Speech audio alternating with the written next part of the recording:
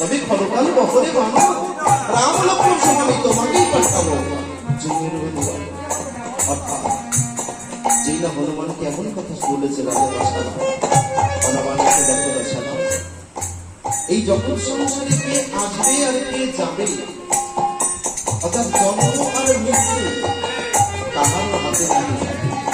অর্থাৎ কি জন্ম নেবে আর কে ধরাধাম ছেড়ে চলে যাবে কে বলতে পারে? বলার কারণে বা কাহার জগৎ সংসারে আসা যাওয়া সম্পূর্ণ ঈশ্বরের থাকবে। তাই দেখো দশরথ, আমাকে তুমি না তোমাকে আমি জমির দ্বারে পাঠাবো, বিচার করবার ক্ষমতা আমার হাতে চলে তোমার হাতে চলে।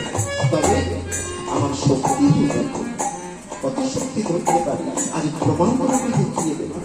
মহাকৃত হলো ভক্ত হনুমান, এক লক্ষ দিয়ে যাবো রথে করিল আর যেই না রথে বসেছে রথ কাঁপতে শুরু করেছে।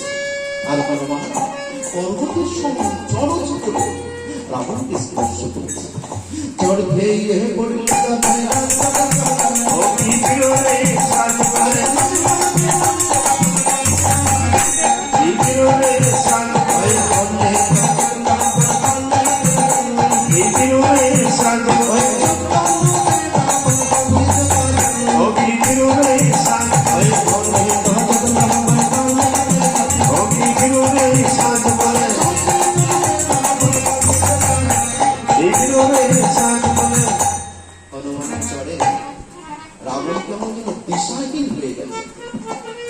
অচৈতন্য হয়ে যাচ্ছে, কখনো চৈতন্য ফিরে পাচ্ছে।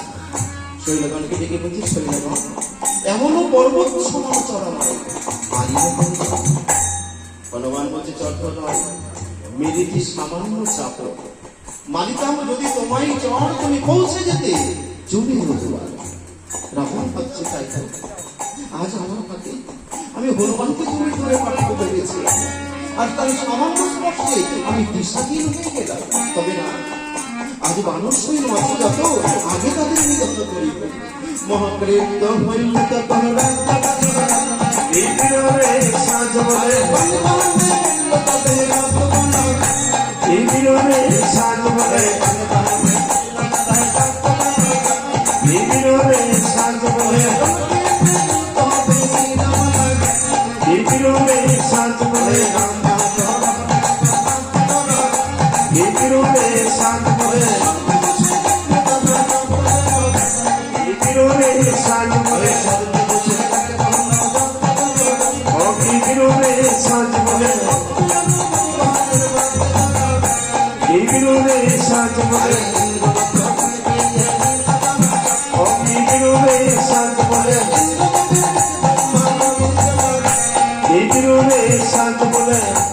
ইন্দ্রদেবের কাছে ব্রহ্মা উপনীত হয়েছে। কেন?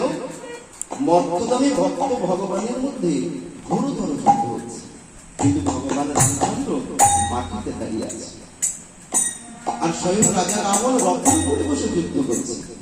এই দৃশ্য দেখা মাত্রই যেন ব্রহ্মা অন্তরটাকে বের করেছে যে আমার স্বয়ং ভগবান, যিনি স্বয়ং অনাদির আদি গোবিন্দ, স্বয়ং বিষ্ণু অবতার রাম, তিনি মাটিতে দাঁড়িয়ে যুদ্ধ করবেন।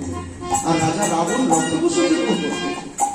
তড়িঘড়ি যেন ইন্দ্রদেব রাজার কাছে গিয়ে ইন্দ্রদেবরা ভগবান মাটিতে দাঁড়িয়ে যুদ্ধ করছে, কেমন সম্পূর্ণ দেবতারা স্বর্গে বসে, তুমি যাও রথটাকে সাজাও, আমার ভগবানের কাছে পাঠিয়ে দাও যেন রাম আজ ইন্দ্র রথে ভগবান করিয়া রাম ওই রাজা রাবণকে প্রভু আমার যেন সঙ্গে সঙ্গে ইন্দ্রদেব কি করেছে, সারথীকে ডেকেছে, যার নাম মাতুলি।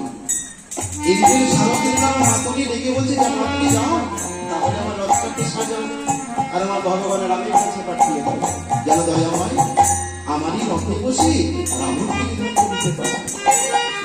মাতুলি তো অপেক্ষা করেছে, তখন আমার রাজা বলবে ভগবানের কাছে সঙ্গে সঙ্গে রথটা সাজিয়ে ভগবানের কাছে পাঠিয়েছে। আর দৈববাণীকে ইন্দ্রদেব জানিয়ে দিচ্ছে, দয়াময় আমি ইন্দ্র স্বর্গের রাজা, রথটা তোমার সম্মুখে পাঠিয়েছি। রথে